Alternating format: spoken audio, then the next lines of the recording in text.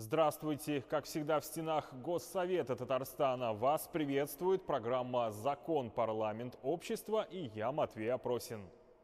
Борьба с последствиями пандемии должна рассматриваться в контексте решения экономических проблем. Об этом Фарид Мухамедшин заявил на совещании под председательством лидера «Единой России» Дмитрия Медведева. Бизнесу важно знать о принимаемых мерах. Вот почему, по мнению руководителя республиканского парламента, в нынешних условиях очень важна разъяснительная работа. О деталях онлайн-совещания я расскажу в нашем первом сюжете.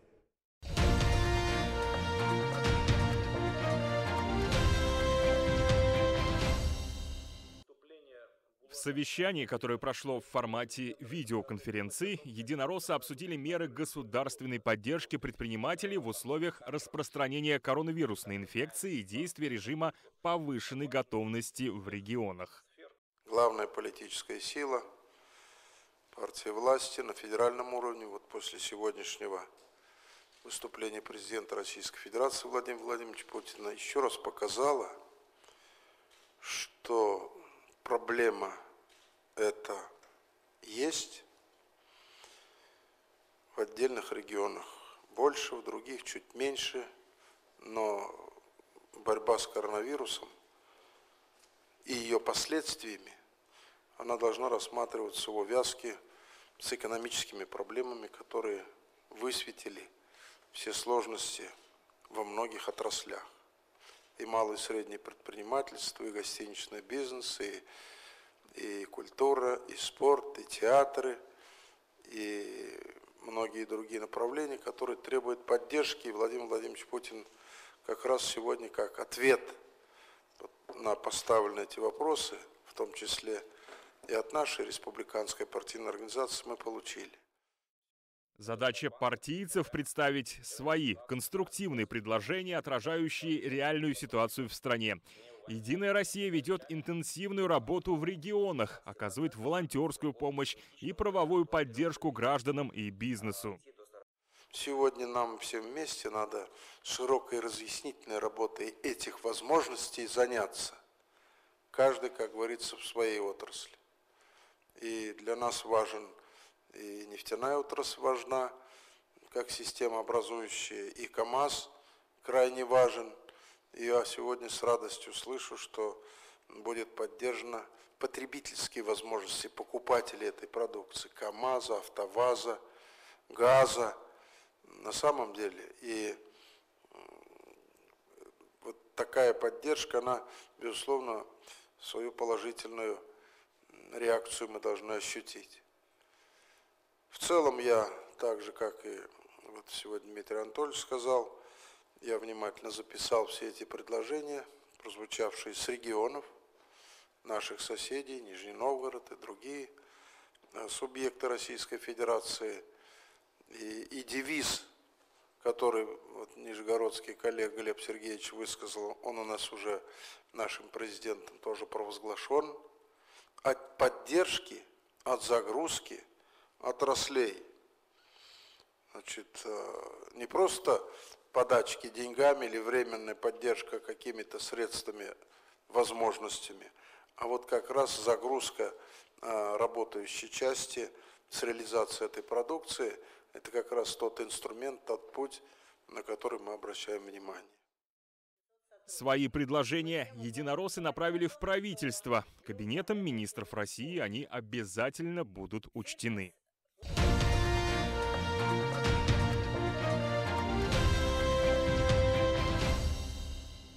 На уходящей неделе в Госсовете Татарстана прошли заседания Президиума и парламентских комитетов.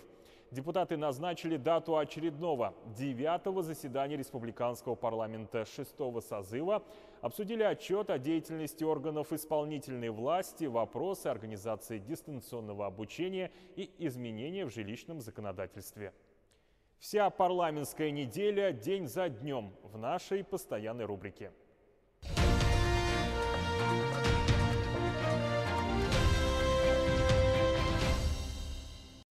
Девятое заседание Госсовета 6-го созыва состоится 23 апреля и пройдет в режиме видеоконференц-связи.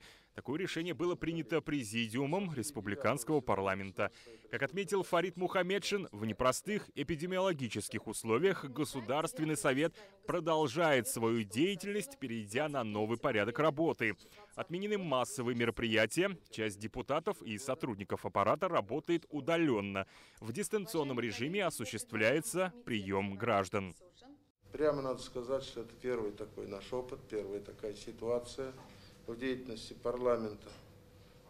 К режиму подобному перешли ряд парламентов-субъектов Российской Федерации и изменили свои регламенты. Жизнь не останавливается, продолжается, и мы должны принять решение по организации 9-го заседания Государственного совета Республики Татарстан.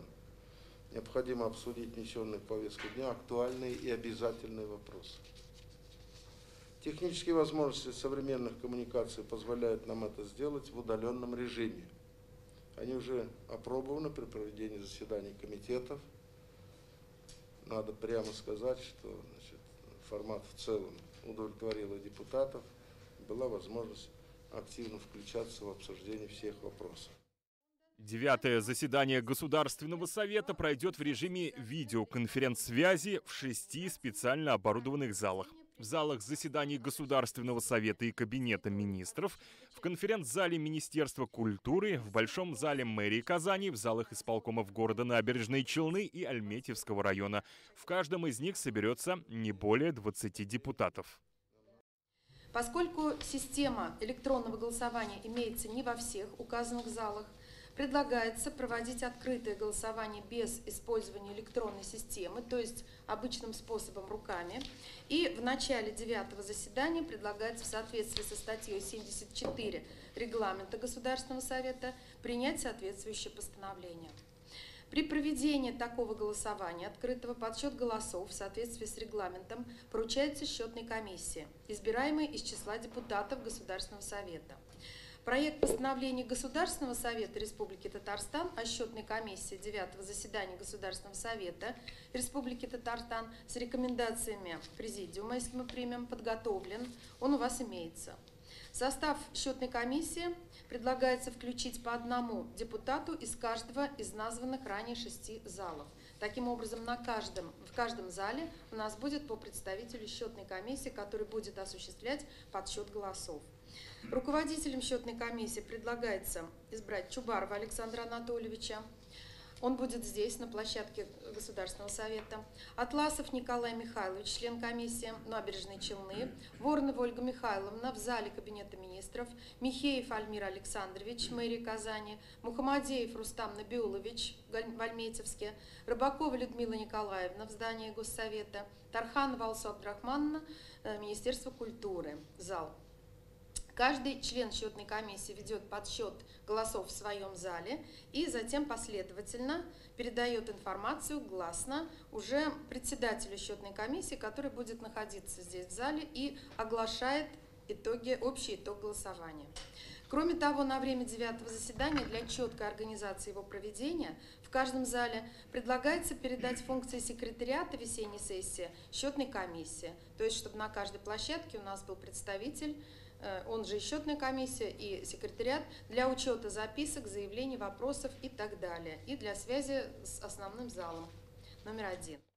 Парламентарии рассмотрят отчет о деятельности органов исполнительной власти Республики Татарстан за 2019 год, ряд проектов республиканских законов, изменения в закон о промышленной политике и республиканский закон о недрах.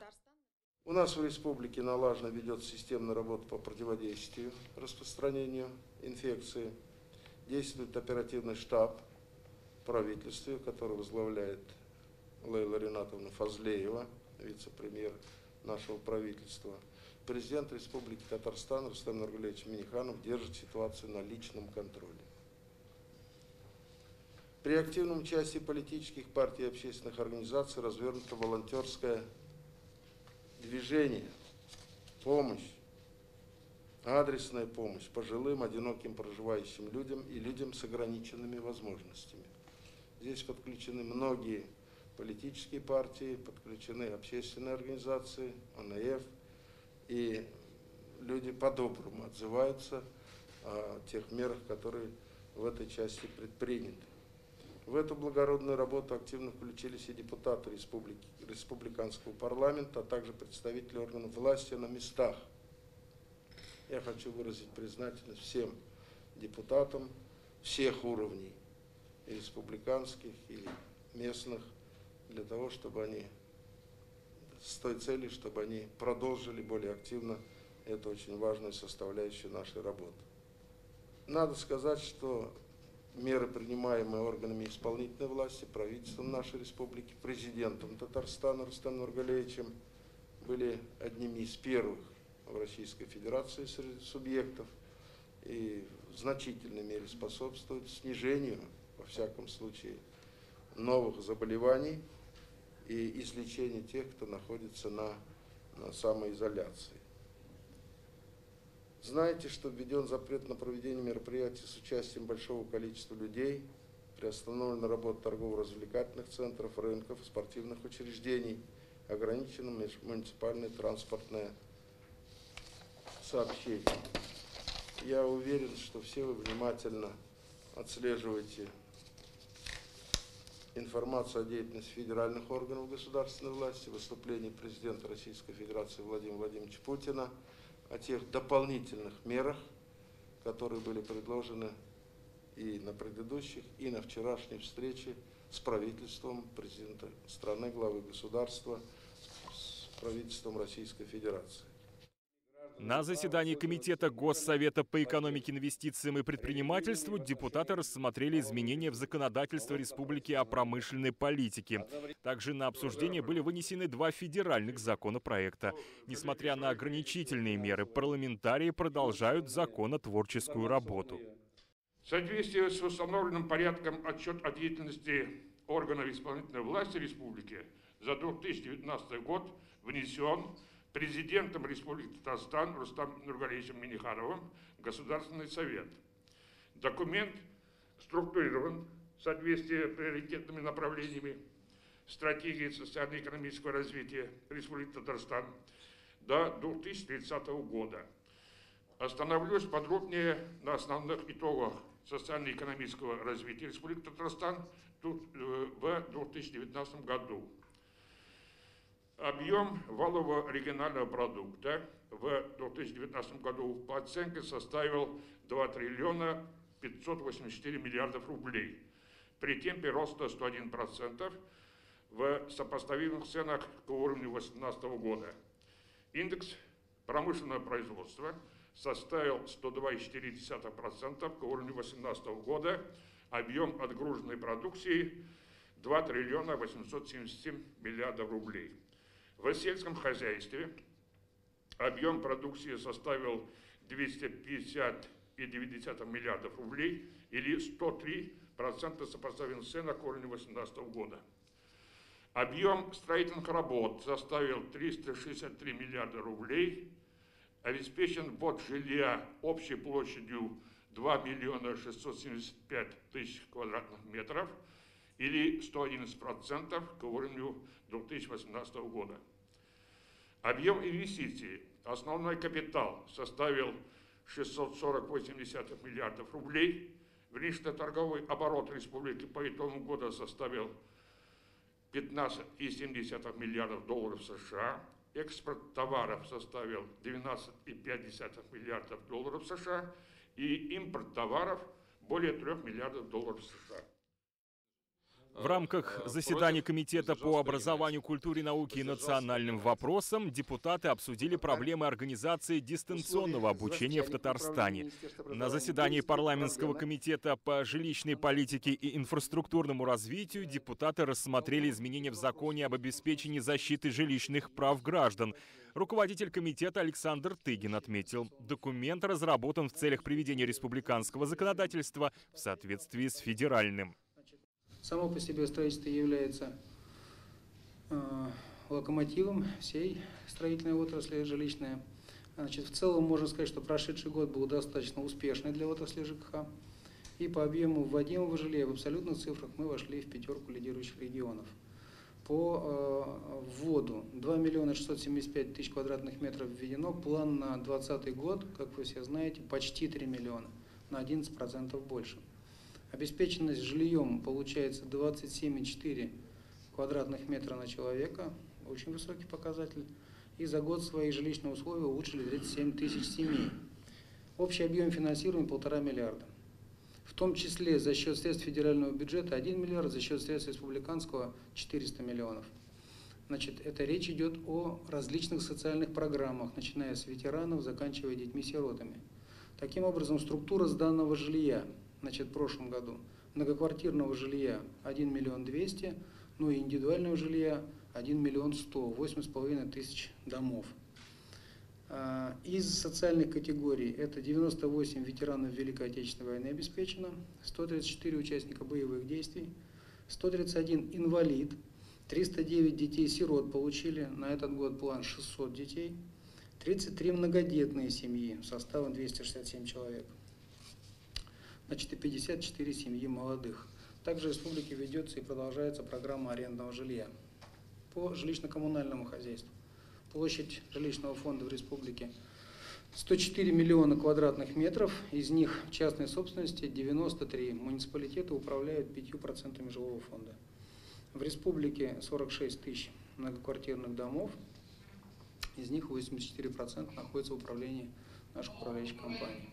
Значит, в рамках регионального проекта обеспечения устойчивого сокращения непригодного жилья продолжается работа по расселению аварийного фонда. За прошлый год 86 аварийных домов таких расселено для 1700 человек. В 2019 году, значит, план на 2020 год 175 граждан, 66 помещений.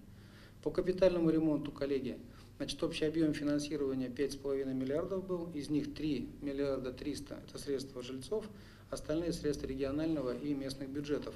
Но здесь, значит, хотелось бы напомнить, что у нас с вами идет мониторинг, определенные мероприятия в активной фазе мы с вами пока приостановили, но большой объем, значит, только запросов, ответов собираем, мы готовим эту информацию. И к осени ближе сможем с вами ответить уже на то, как законодательство в этой сфере, насколько эффективно.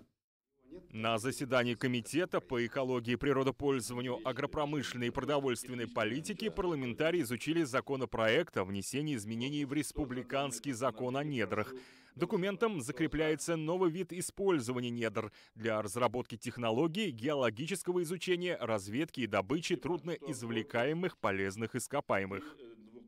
Федеральный закон вступает в силу 31 мая 2020 года. Данными изменениями закреплен новый вид пользования недрами для разработки технологий геологического изучения, разведки и добычи трудноизвлекаемых полезных ископаемых.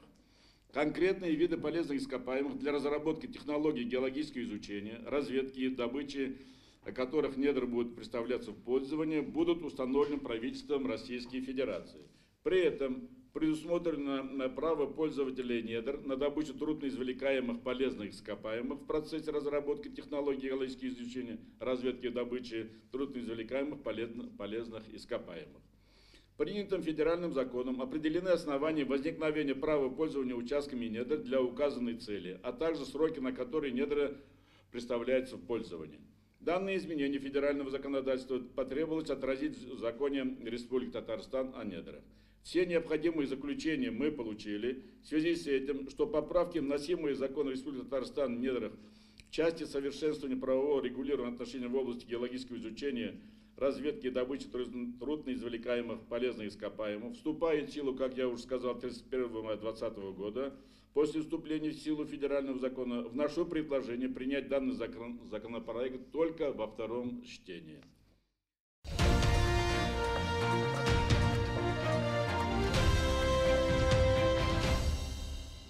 И вновь, как и недели ранее, я предлагаю вашему вниманию экскурс в новейшую историю Татарстана в нашей рубрике «К столетию ТАССР». Сегодня в фокусе нашего внимания договор о разграничении предметов ведения и взаимном делегировании полномочий между органами государственной власти Российской Федерации и органами государственной власти Республики Татарстан.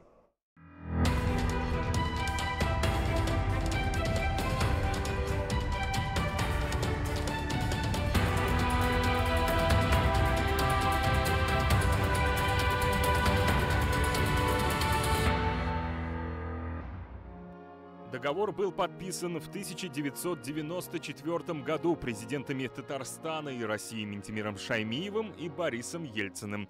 Документ давал республике исключительные права распоряжаться землей и ресурсами, создавать систему государственных органов, формировать бюджет, иметь гражданство и участвовать в международных отношениях. Самая первая статья основного закона республики гласит: «Республика Татарстан – демократическое правовое государство, объединенное с Российской Федерацией Конституцией России, Конституцией Республики Татарстан и Договором Российской Федерации и Республики Татарстан о разграничении предметов ведения и взаимном делегировании полномочий между органами государственной власти Российской Федерации и органами государственной власти Республики Татарстан». Срок действия договора изначально не ограничивался. Однако после избрания президентом России Владимира Путина был принят закон, согласно которому все договоры между центром и регионами должны переутверждаться федеральными законами.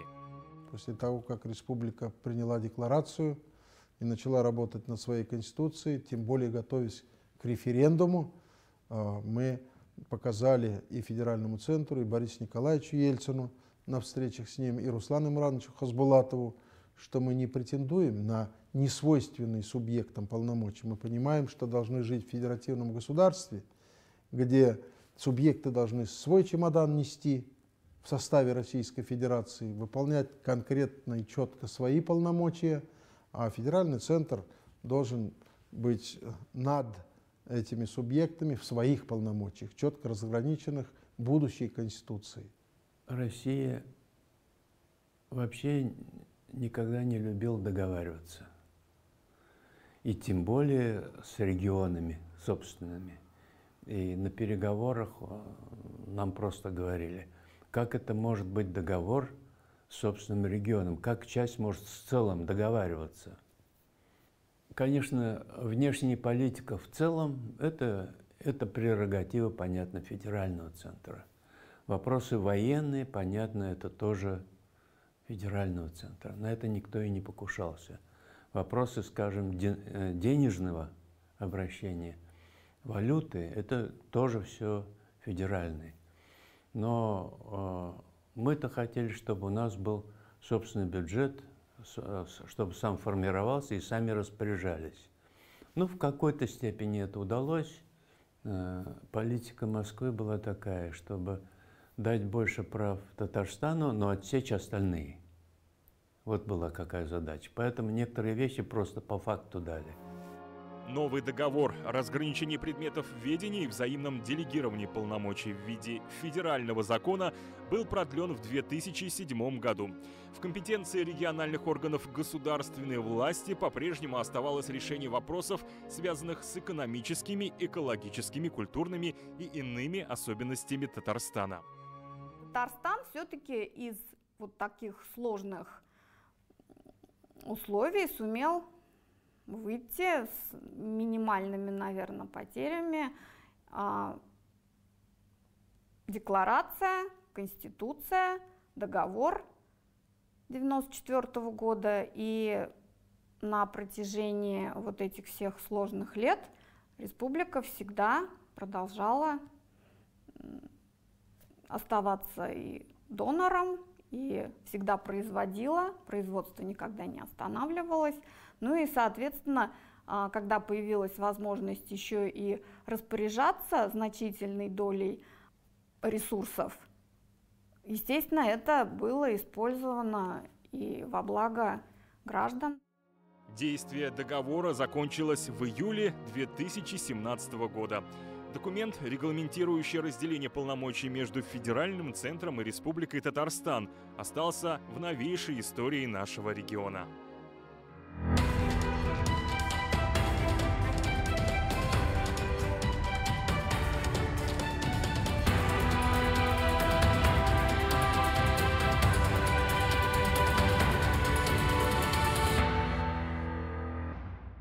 Ну вот и все на сегодня. В следующем выпуске программы «Закон. Парламент. Общество» смотрите большой телевизионный репортаж с 9-го заседания Государственного совета Республики Татарстан 6-го созыва. До встречи 26 апреля и будьте здоровы!